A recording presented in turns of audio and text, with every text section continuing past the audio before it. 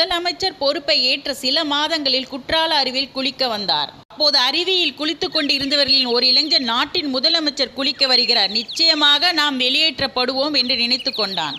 அவன் நினைத்தது போலவே போலீஸ்காரர்கள் வந்தார்கள். துப்பாக்கி கத்தியை காட்டி மிரட்டினர். எல்லோரும் வெளியேறினர். அப்போது இடுப்பில் துண்டு கட்டி கொண்டு ஒருவருடன் படிக்கட்டிலிருந்து காமராஜர் இறங்கி வந்து கொண்டிருந்தார்.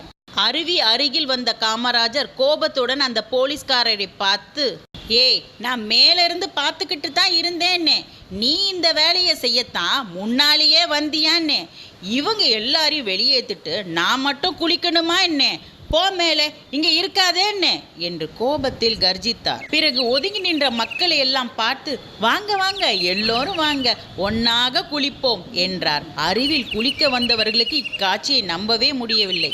ஏழை பங்காளர் என்றார்களே, அது எவ்வளவு பொருத்தம்! தலைவர் என்றார், இவர் அல்லவா தலைவர்?